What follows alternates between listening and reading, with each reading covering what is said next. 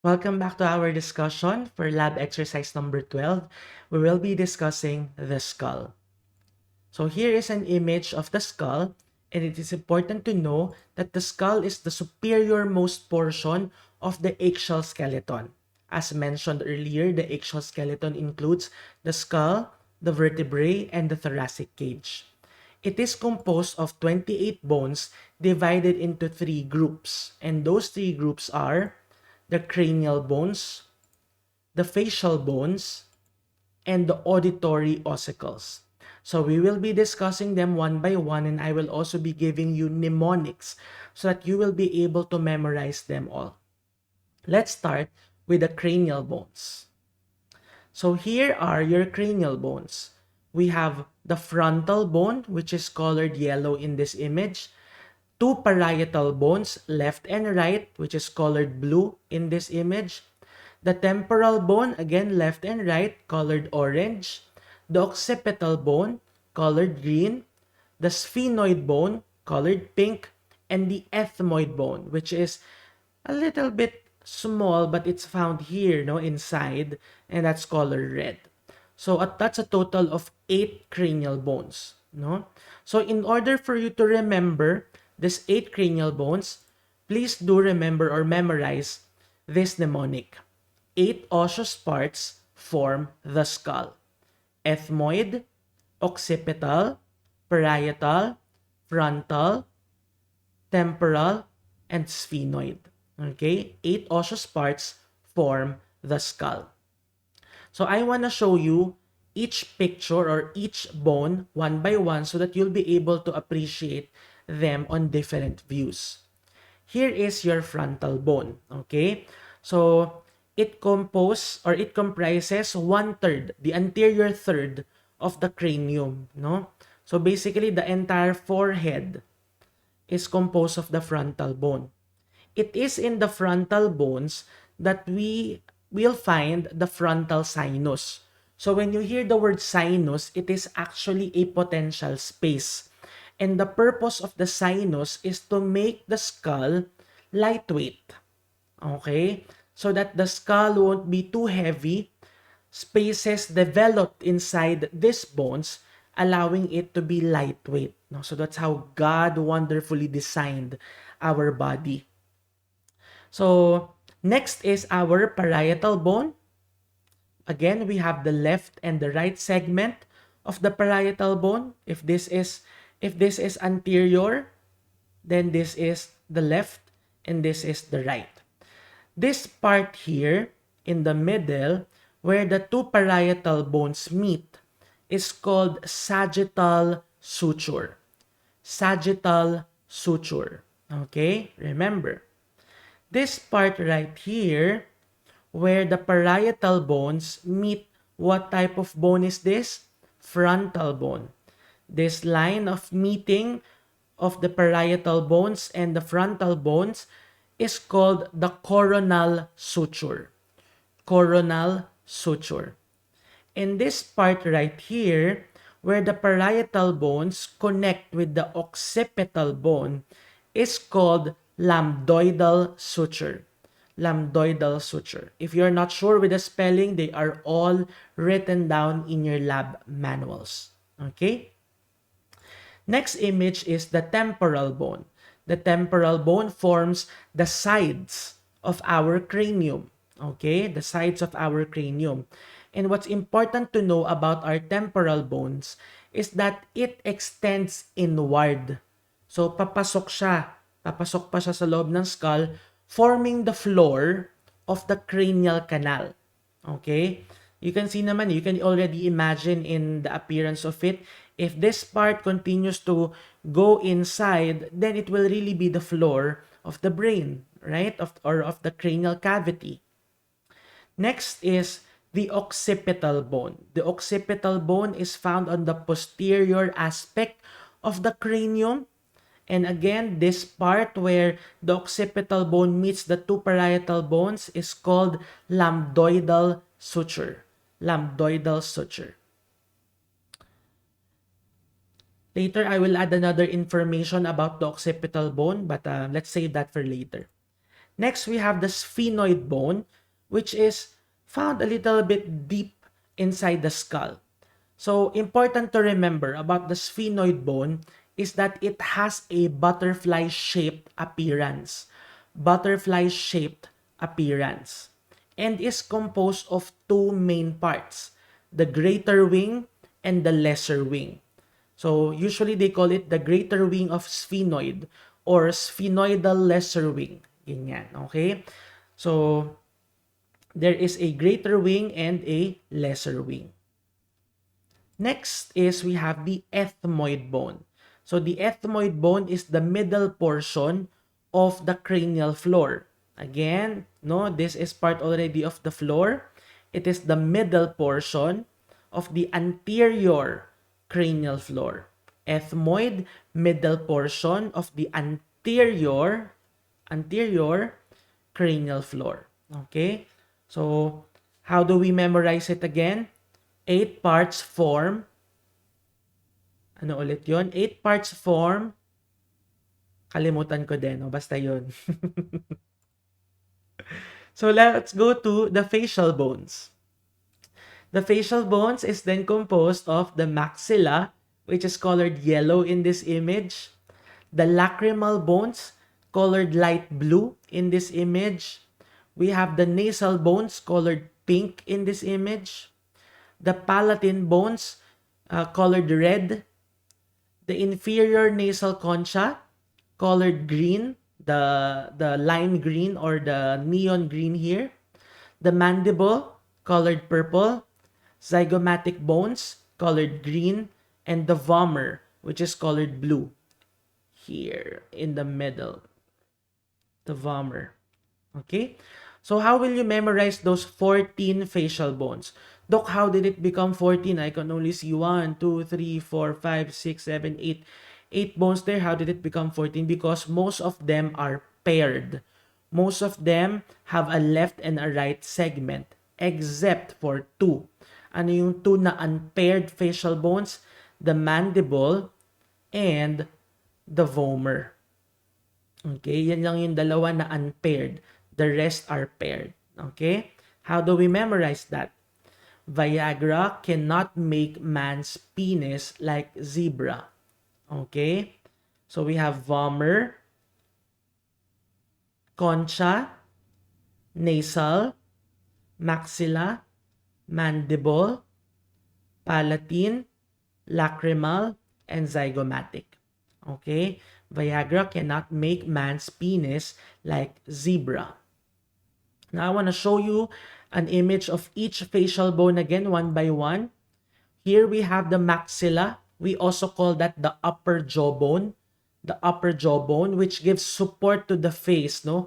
From the eyes down to the mouth. So basically, a big chunk of your face is made out of maxilla. The next type of facial bone is palatine bones. So the palatine bone is also known as the hard palate. Also known as the hard palate. Okay?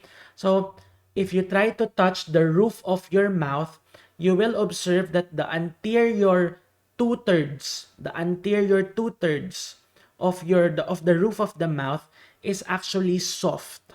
But when you get to the back part, it's actually harder. Okay? Kasi yun yung hard palate natin. So, next is we have the zygomatic bones. The zygomatic bones is also called cheekbones, no? Your cheekbones. And it forms the lower orbit as seen in the picture, no? Siya yung nagiging floor of the eyes, the lateral floor, and even the walls of our orbit. Okay? Next, we have the lacrimal bone. The lacrimal bone is the medial wall of the orbit.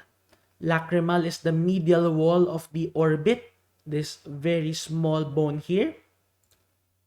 We also have the pair of nasal bones joined at the midline. So sa gitna sila nagmi-meet. And they form the upper third of our nose. Next is the inferior nasal concha or conchae. They are also called turbinates. Okay, remember that. the inferior nasal conchae, are also called turbinates, which are thin, curved bones. No, they are curved. They are thin, curved bones projecting medially. When we say projecting medially, papasok, papuntang gitna, yung kanilang projection, papuntang gitna. Okay? Next, we have the vomer, which is not paired or single lang siya. It forms the lower portion of the nasal septum. So, the reason why we have a left and a right nostril is because of the vomer. It forms the nasal septum. And the other unpaired part of the facial bone is the mandible, also known as the lower jawbone. The lower jawbone. And important to remember, it is the only movable bone in the face. And I also want to introduce to you this part. So, anong bone ulit ito? We have here the temporal bone. Of course, this one highlighted here is your mandible. And here we have the zygomatic bone. Okay? So, this area here, where the mandible connects with the temple to allow jaw movement, is called the TMJ. Letter T, letter M, and J. TMJ, which stands for temporomandibular joint. Temporomandibular joint. Here is an image of the skull, viewing it inferiorly. And the only thing I want you to remember here for the sake of our exams is the foramen magnum. This hole over here, which is part of the occipital bone. Remember that. And it might be asked, which bone is the foramen magnum from? It's from the occipital bone. And what goes through the foramen magnum? The spinal cord. Okay? From the brain, the spinal cord extends downwards and it passes through the foramen magnum. Okay? And the third part of our axial skeleton, or of the skull, are the auditory ossicles. So the auditory ossicles are the smallest bones in the body, and there are actually three. First is the malleus, or the hammer, also called the hammer. This is that part, the malleus. Because do you know what a malleus is? It's mukha naman siyang hammer from this image, no? This is the handle, and this is the head of the hammer. Next is the incus, also known as anvil. That is the middle layer, the incus. And the innermost, or the third part, is the stapes, or the stirrup. So, ano bang purpose ng auditory ossicles natin? So, this is the tympanic membrane, also known as the eardrums.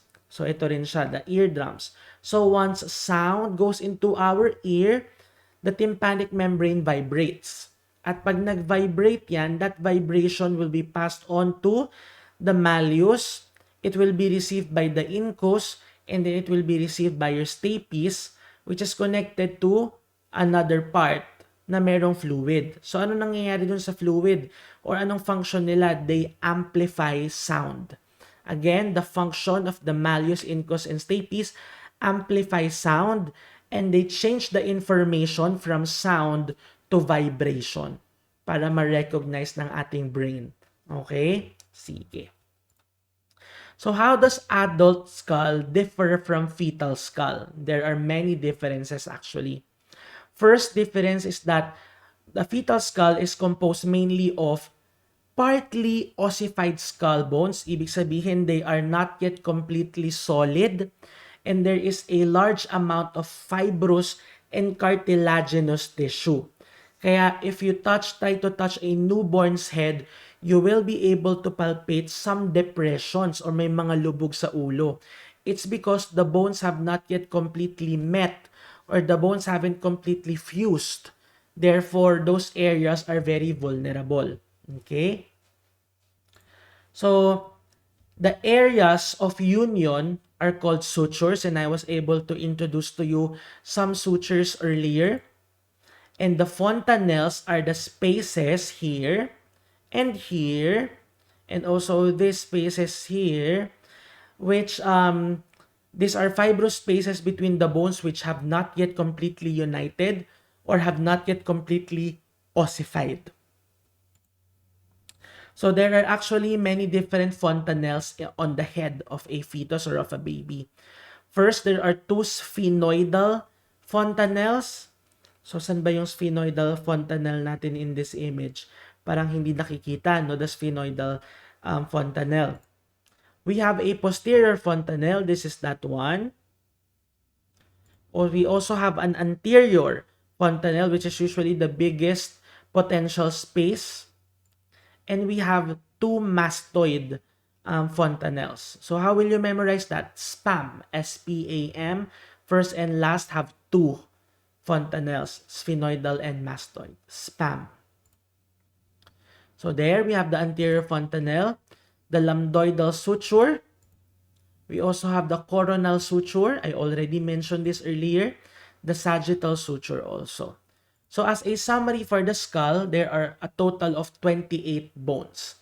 8 from the cranial, and how will you memorize that again? Sinabi ko na kanina, no? 8 osseous parts form the skull. For the facial bones, 14 bones, and how do you memorize that? Viagra cannot make man's penis like zebra. And the auditory ossicles, very easy to remember, SIM, stapes, incus, malleus. Okay? And there are two, kasi one for each ear. And that is the end of our exercise 12, discussion on the skull. Thank you.